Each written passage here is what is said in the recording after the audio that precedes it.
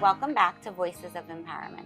I'm Annie, and I'm here with Julia to discuss the recovery and healing process for domestic abuse victims. From breaking free to building a new life, we'll be exploring the emotional and practical steps towards recovery. Join us for an intimate conversation on healing, empowerment, and reclaiming one's self. How can someone safely plan to leave an abusive relationship? Safety planning is a big part of the work that I do with my clients. Leaving is one of the most dangerous times in an abusive relationship. Really well-intentioned people, secondary survivors, concerned others, family and friends, who are thinking they're acting in a survivor's best interest and telling somebody, you should leave, you should leave, you should leave, could actually be contributing to somebody being in an even more dangerous situation than by staying in the abusive relationship for a period of time. So if somebody is considering to leave, planning to leave, or has already left, safety planning is a really important thing I want to encourage people to be thinking about. What exactly is safety planning for people who are considering getting out of an abusive relationship? I always liken it to fire safety planning. Stop, drop, and roll, know your exits, change the batteries in our smoke detectors a couple times a year, right? The fire department wants us to be thinking about how to stay safe during a fire emergency a couple of times a year, not like a one and done kind of thing, and to review that plan organically and often. When it comes to domestic violence, instead of I smell smoke or I see flames, the safety planning is, what do I do if my partner's threatening me? What do I do if my partner comes home and they're intoxicated? If I'm being sexually assaulted, if I know, as survivors almost always do, I know the ebbs and flows of my relationship. I know what our cycle of violence looks like, feels like, sounds like. So it's preparing for those types of experiences in the course of a relationship before they happen. Listening to friends and family and neighbors' advice is not always the best thing for your situation. Having a plan and speaking to someone might be your best option as opposed to just, listening to Dr. Internet.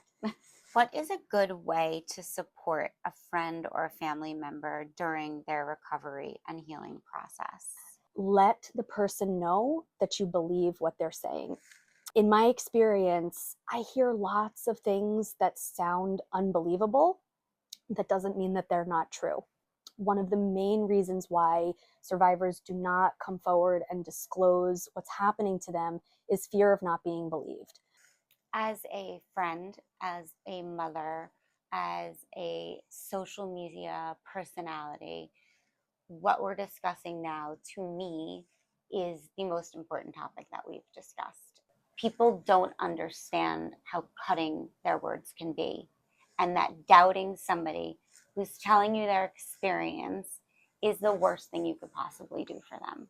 Just because someone's situation doesn't resonate with you, or you don't think their situation is bad, or you even think your situation is worse, that doesn't necessarily mean that that's the truth.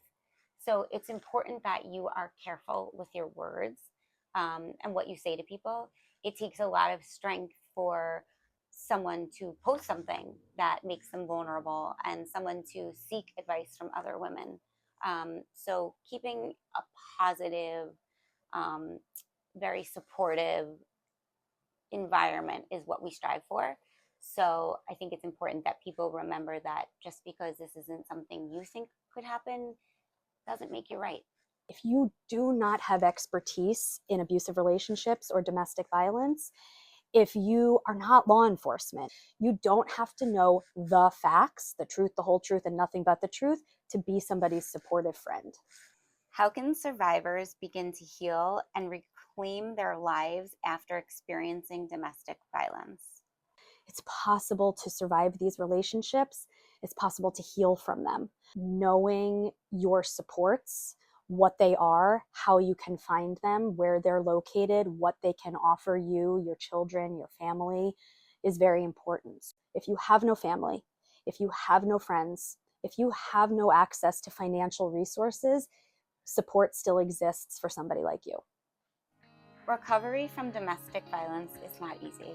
It will require time, strength, and courage. But it is important to know that healing is always possible. Thank you for joining us today, and stay tuned next time for an episode on resources and support.